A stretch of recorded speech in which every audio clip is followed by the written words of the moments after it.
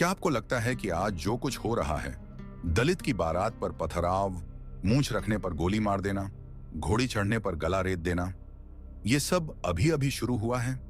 नहीं साहब, ये जहर बहुत पुराना है। ये कोई ताजा नफरत नहीं, बल्कि सदियों से सड़ी हुई उस सोच की बदबू है जो आज भी हमारे शरीर में नहीं, हमारे समाज में बहती है। आज जब एक दलित लड़का शादी में घोड़ी पर चढ़ता है तो कुछ लोगों की गैरत जाग जाती है।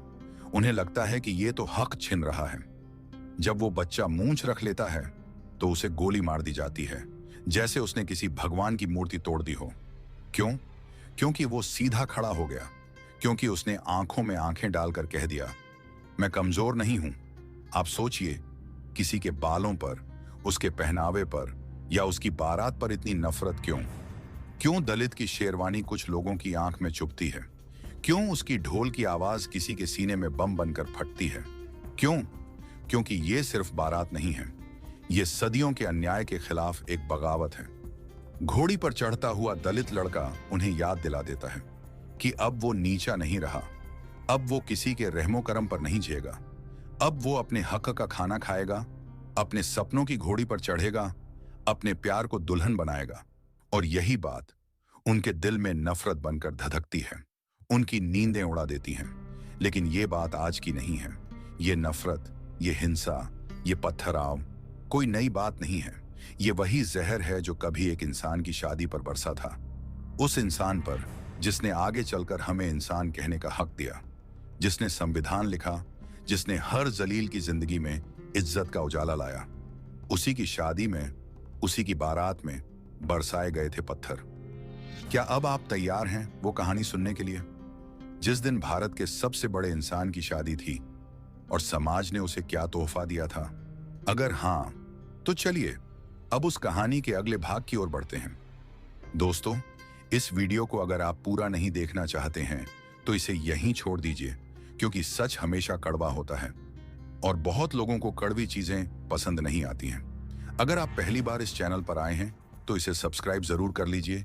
फेसबुक पर देख रहे हैं तो फॉलो कर लीजिए, क्योंकि यहां आपको वो मिलेगा जो किताबों में छिपा दिया गया, जो पाठ्यक्रम से काट दिया गया और जो इतिहास के काले पन्नों में दबा कर रखा गया। अगर आपके मन में कोई सवाल है तो हमारे आज का अंबेडकरवादी इंस्टाग्राम और व्हाट्सएप से जुड़ सकते हैं। और हां, आप यह वीडियो कहां से देख रहे हैं कमेंट में जरूर लिखिए, ताकि हमें पता चले कि यह चेतना कहां कहां तक पहुंच रही है। अब सोचिए, जिस दिन किसी भी माता पिता के लिए सबसे बड़ी खुशी होती है, अपने बेटे की शादी का दिन, वो दिन कैसा होता है? जहां घर के दरवाजे पर शहनाइयां बज रही होती हैं, जहां रिश्तेदार आशीर्वाद लेकर पधारते हैं, जहां आंगन में हल्दी की सौंधी खुशबू फैल रही होती है, जहां हर चेहरा मुस्कुरा रहा होता है। लेकिन उस दिन जिस महापुरुष की शादी थी, वहां यह सब कुछ नहीं था। शहनाई की जगह गालियां थीं, फूलों की जगह पत्थर उड़ रहे थे और आशीर्वाद की जगह लोग कोसने के लिए आए थे। क्यों? क्योंकि उन्होंने जात की सीमाओं को लांघने का साहस किया था। वो केवल एक विवाह नहीं कर रहे थे, वो एक परंपरा को नहीं निभा रहे थे। वो उस समाज की आंखों में आंखें डालकर कह रहे थे कि मैं अब तुम्हारे बनाए हुए अन्याय के नियमों से नहीं चलूंगा।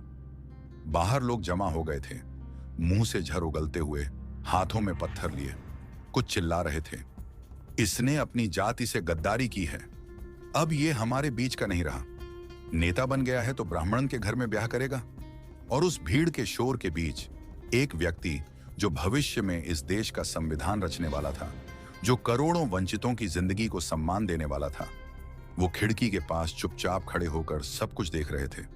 न कोई चीख, न कोई गुस्सा, न कोई शिकायत, सिर्फ एक गहरा सन्नाटा, जैसे भीतर कुछ हमेशा के लिए टूट गया हो, जैसे आत्मा पर चोट हुई हो पर होठों पर मौन ठहरा हो। क्या आपने कभी सोचा है वो उस दिन खामोश क्यों रहे? क्यों कुछ नहीं बोले? क्योंकि उन्हें पता था ये लड़ाई सिर्फ उनकी नहीं थी, ये लड़ाई पूरे समाज की अंतरात्मा को झकझोरने वाली थी। और उस दिन उन्होंने समाज को एक आईना दिखाया जिसमें नफरत का असली चेहरा साफ नजर आ रहा था। आप स्वयं विचार कीजिए, जिस व्यक्ति की शादी पर समाज पत्थर बरसाए, वो व्यक्ति आगे चलकर उसी समाज के लिए संविधान लिखे।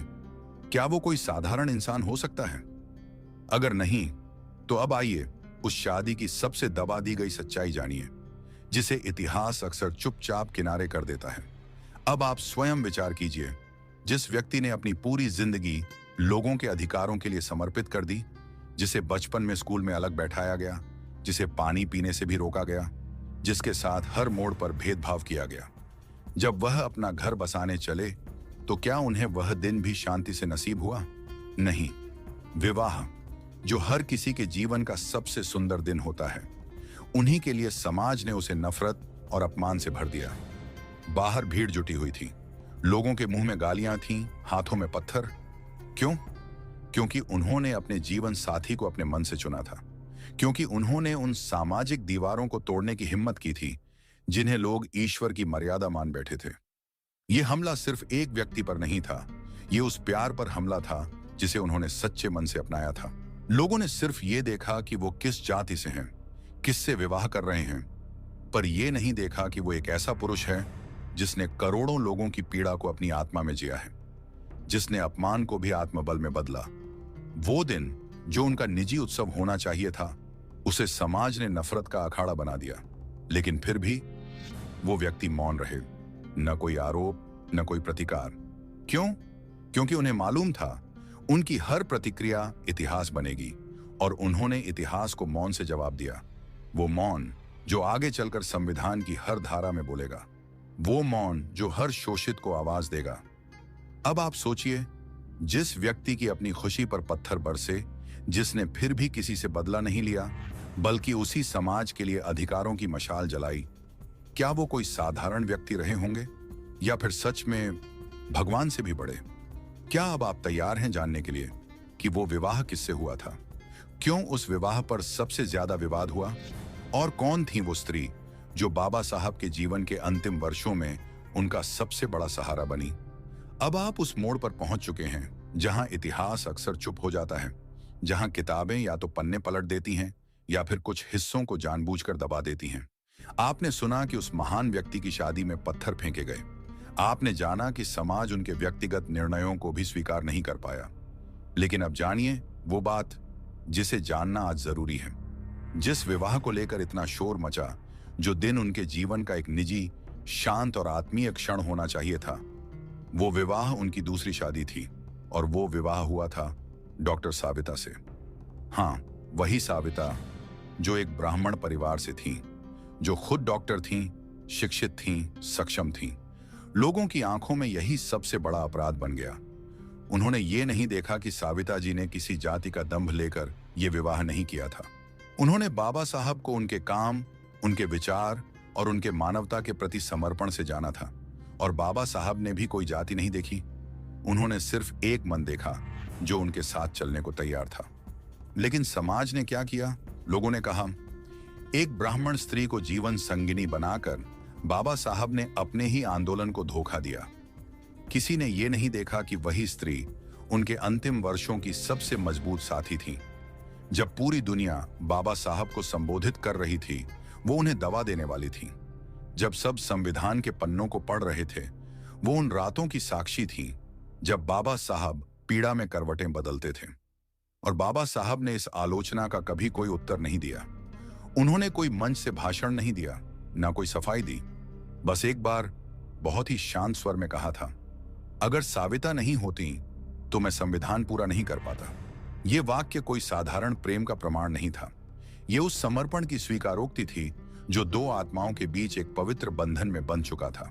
अब आप सोचिए, जिस व्यक्ति ने अपने जीवन के सबसे अकेले और कठिन वर्षों में एक स्त्री की उपस्थिति को इतना महत्वपूर्ण बताया, क्या हम उसे सिर्फ विवाद की नजर से देख सकते हैं, या हमें अब उस सच्चाई को स्वीकार करना होगा जिसे समाज ने इतने वर्षों तक नजरअंदाज किया?